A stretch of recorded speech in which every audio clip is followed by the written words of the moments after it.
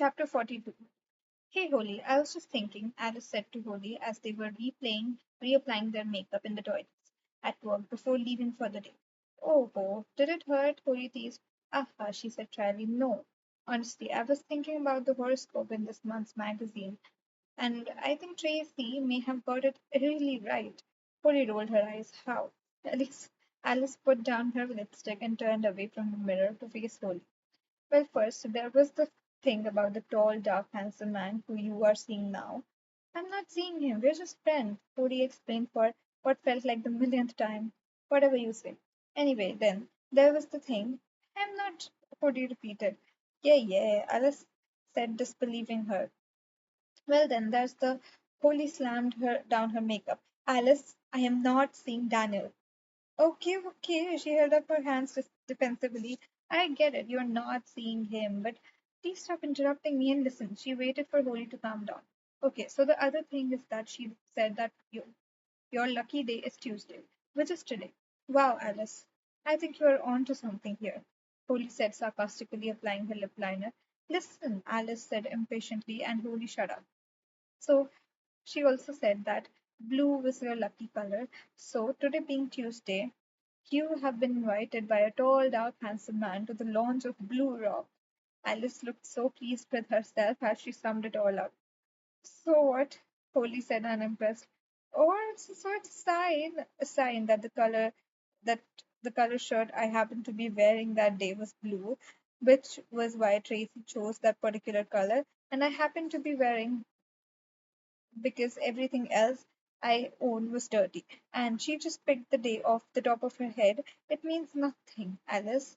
Alice sighed. Oh, yeah, of little faith. Well, if I am to believe your little theory, as screwed up as it is, then that also means that Brian is going to win the lotto and become the object of every woman's affections. Polly laughed. Alice bit her lip and looked sheepish. What? Well, Brian won €4 from a scratch card today. Whoopidoo! Polly chortled. Well, there's still the problem of at least one human being finding him attractive. Alice remained silent. What now? Polly demanded. Nothing. Alice shrugged and smiled. You don't. I don't what? Alice's face lit up. You don't fancy him, do you? You couldn't possibly. Alice shrugged. He's nice, that's all. Oh no. Odie covered her face with her hands. You're talking this way. You're taking this way too far just to prove a point to me. I'm not trying to prove anything to you. Alice laughed. Well, then I can't believe you fancy him. Who fancies who? Tracy asked, walking into the toilet.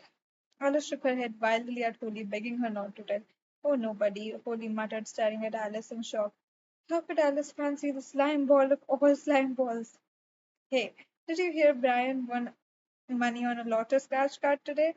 Tracy asked them from the cubicle. We were just talking about that, Alice laughed.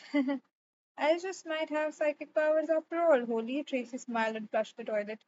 Alice winked at Holly in the mirror as Holly headed out of the bathroom, saying, Come on, Alice, we'd better get going, or the photographer will go mad.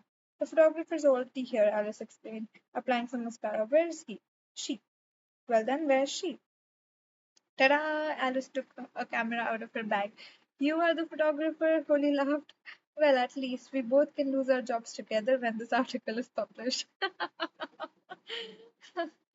Holly and Alice pushed through the crowds in Hogan's and made their way upstairs to Club Diva. Holly gasped as they approached the door. A group of young muscular males dressed in swimwear were banging out some Hawaiian drum beats to welcome all the guests. Some very skimpy female models dressed in skimpy bikinis greeted the girls at the door by wrapping beautiful multicolored lei around their necks. I feel like I'm in Hawaii, Alice giggled, snapping away with her camera. Oh my god, she exclaimed as they entered the club. Polly barely recognized the place. It had been completely transformed.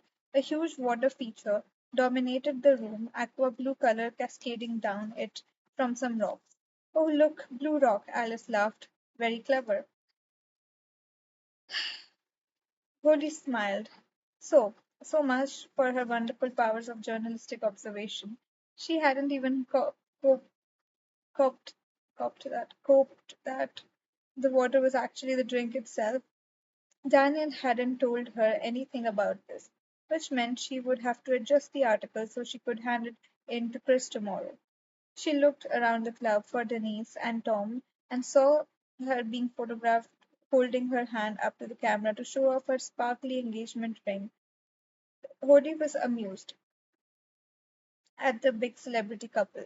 The bar staff was also dressed in bikinis and swimwear and lined the entrance bearing trays of blue drinks. Holly lifted a drink from the tray and took a sip, trying not to make a face at its overly sweet taste as the photographer snapped her. As Daniel had said, the floors were scattered with sand, making it appear as if they were at a beach party, and each table was sheltered by a huge bamboo umbrella. The bar stools were all big kettle drums, and there was a beautiful barbecue smell in the air. Polly's mouth watered as she spotted the waiters carrying the trays of barbecued food to the tables. She darted to the nearest table, helped herself to a kebab, and took a big bite. Oh, so you do eat. Polly found herself facing Daniel, showing valiantly she swallowed her food. Hello, I haven't had a thing to eat all day, so I'm absolutely starving. The place looks great, she said, looking around, keen to distract him from the sight of her with a mouthful kebab. Yeah, it worked well, all right. He looked pleased. Daniel was slightly more dressed than his staff members. He wore faded blue jeans and a blue Hawaiian shirt with big pink and yellow flowers. He still hadn't shaved his head. He, huh? He hadn't shaved, oh God. He hadn't shaved, and Holly wondered how painful it would be to kiss him with that sharp stubble.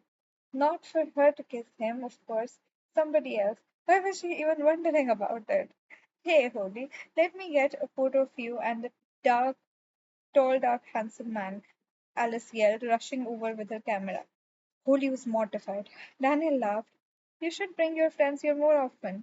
She's not my friend, Holly said through gritted teeth and posed beside Daniel for the photo. Hold on a second, Daniel said, covering the camera lens with his hands. He took a napkin from the table and wiped the grease and barbecue sauce from Holly's face. Holly's skin tingled at his touch and warmth rushed through her body. She convinced herself it was from blushing so hard. Now it's gone, he said, smiling at her, wrapping an arm around her and facing the camera. Alice skipped away again and continued to snap all around her. Holly turned to Daniel. I'm sorry about the other night. Jerry's parents were so rude to you, and I'm sorry if it felt uncomfortable.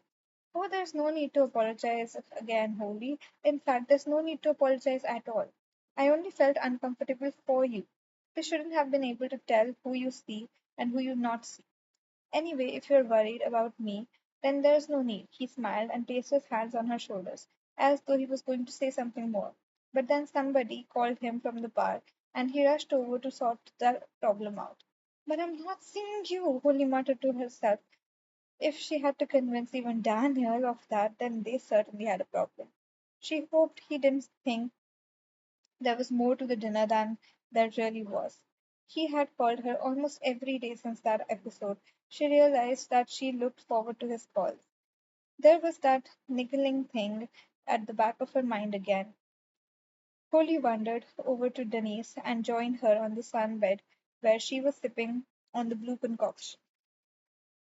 Hey, Holly, I saved this for you. She pointed to the Lilo in the corner of the room, and the two girls giggled, remembering their adventure while on holidays. So, what do you think of the hot new drink for winter? Denise rolled her eyes. Tacky. I've only had a few, and my head is spinning already. Denise ran over to, oh God, Alice ran over to Holly, dragging an enormously muscular man dressed in tiny little shorts. One of his biceps was the size of Alice's waist. She handed the camera to Holly. Take a picture of the two of us, will you? Holly didn't think that these were the kind of photographs Chris was hoping, but she obliged Alice. It's for the screensaver on my computer at work, Alice explained to Denise. Holly enjoyed herself that evening, laughing and chatting with Denise and Tom, while Alice ran around taking photographs of all the half naked male models. Holly felt guilty for ever being annoyed by Tom all those months ago at the karaoke competition. He was the sweet guy, and he had Denise made a lovely couple. Holly barely got to speak to Daniel as he was too busy being the responsible manager. She watched as he gave orders to his staff, and they immediately got to work. It was obvious that they had great respect for him. He got things done. Every time she spotted him heading over to the group, somebody stopped him in his tracks and for a chat. Most of the time, he was stopped by skinny young girls in bikinis. They annoyed Holly so she looked away. I don't know how I'm going to write this article, Holly moaned to Alice as they made their way outside into the cold air. Don't worry, Holly, you'll be fine. It's only 800 words, isn't it? Yeah, only, she said sarcastically. You see, I already wrote a draft a few days ago because Daniel gave me all the information. But after seeing that, I'll have to change it extensively. It already almost killed me trying to get this version done in the first place. You're really worried about this, aren't you? Holly sighed. I just can't write, Alice. Was never any good at putting things into words and describing exactly how things are. Alice looked thoughtful. Have you got the article in the office? Holly nodded. Why don't we go there now? I'll look over it and maybe I'll change a few things if it needs it. Oh, Alice, thank you so much, Holly said, hugging her with relief. The following day, Holly sat nervously before Chris and watched him read the article. His face remained grumpy as he turned the page. Alice hadn't just made a few changes to the article, she had completely rewritten it, and Holly thought it was incredible. It was funny, yet informative, and she explained the night exactly as it had been. Alice was an extremely talented writer, and Holly couldn't understand why she was still working on the reception instead of writing for the magazine. Finally, Chris finished reading and he slowly took off his glasses. He looked up at Holly. Holly's hand fidgeted on her lap. She felt as if she had just cheated on a school exam. Holly, I don't know what you're doing in advertising, Chris finally said. You're a fantastic writer. I love it. Cheeky and funny, yet it gets the point across. It's fabulous. Holly smiled weakly. Eh, thanks. You have such wonderful talent. I can't believe you tried to hide it from me. Holly's smile stayed glued on her face. How would you feel about writing every now and again? Holly's face froze. Well, Chris, I'm really much more interested in advertising side of things. Oh, of course, I will pay you more for this too. But if we were ever stuck again, at least I know I have another talented writer on the team. Well done, Holly. He grinned at her and held out his hand. Thanks, Holly repeated, shaking his hand weakly. I better get back to work now. She stood up from her chair and walked stiffly out of the office. Well, did he like it? Alice asked loudly, walking down the hall. Yeah, he loved it. He wants me to write more. Holly felt guilty after taking all the credit. Oh, Alice looked away. Well, aren't you the lucky one? She continued on her desk. So that's the end of chapter 40.